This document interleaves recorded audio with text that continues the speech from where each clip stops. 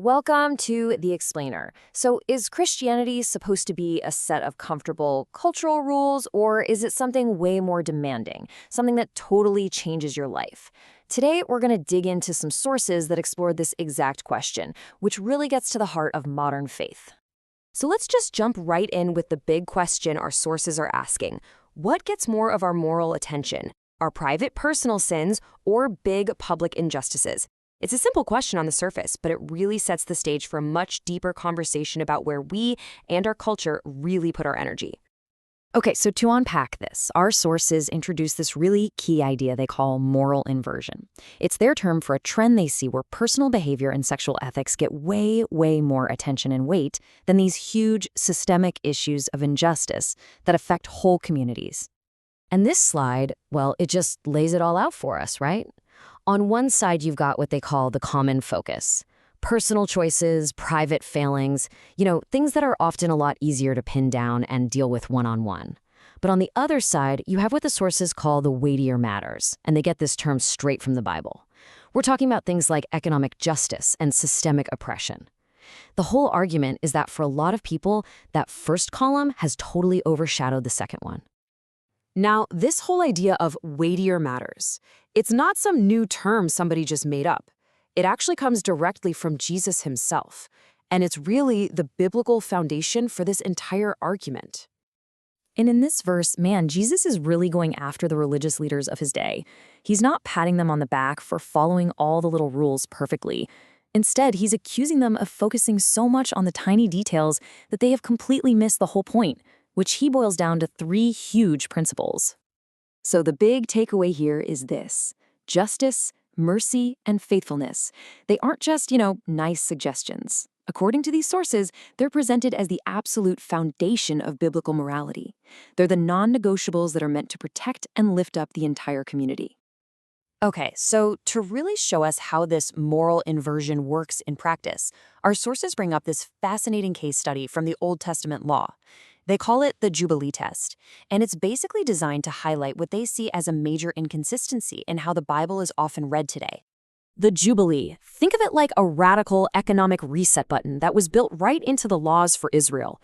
It was a command from God, and it was designed specifically to stop poverty from becoming a permanent thing, to break these horrible cycles of debt, and to prevent all the wealth from ending up in the hands of just a few people. This wasn't about charity. It was about justice baked right into the system. And this table right here, this is where the Jubilee test really comes into focus. Just look at the contrast. The Jubilee law, with this incredible vision for economic justice, is often just brushed aside as an outdated civil law that doesn't apply to us anymore. But then you have the sexual prohibitions, from the exact same book, often treated as timeless, eternal, moral law. You see the issue? This selective reading is the absolute heart of the source's argument. So this whole picking and choosing which laws to follow, well, the sources argue that this is a modern-day version of the exact kind of hypocrisy Jesus was so against. It kind of suggests that our own cultural preferences, not a consistent way of reading the text, are deciding which rules matter and which ones we can just conveniently ignore. And believe me, this isn't just a one-off thing, limited to a single law. No way. This call for systemic justice is like a constant, powerful drumbeat all through the Hebrew prophets. And they were not shy about it. I mean, just take the prophet Amos. He was absolutely furious about the economic exploitation he was seeing. He called out the rich for crushing the poor for something as small as a pair of sandals. And he warned them that God's judgment was coming, not because of their private little sins, but because of their massive public injustice. And it wasn't just Amos either. You look at the prophet Micah, and when he boils down everything that God really wants, it's not some complicated list of religious rituals or private piety. Nope, it's three simple, powerful actions: do justice, love kindness, and walk humbly. It's a pretty profound reminder of where the focus is supposed to be. So what does all this add up to? Well, it brings us right to this central challenge of this whole explainer. Is faith supposed to be this all-in total commitment, or has it become more like a comfortable set of cultural guidelines that we can just pick and choose from? A true covenantal commitment, as the sources describe it, is about embracing the whole message. It's a faith that doesn't just cherry-pick the easy parts. Instead, it actually sees seeking justice for the poor and the vulnerable as a core, absolutely non-negotiable part of what it means to be devoted to God.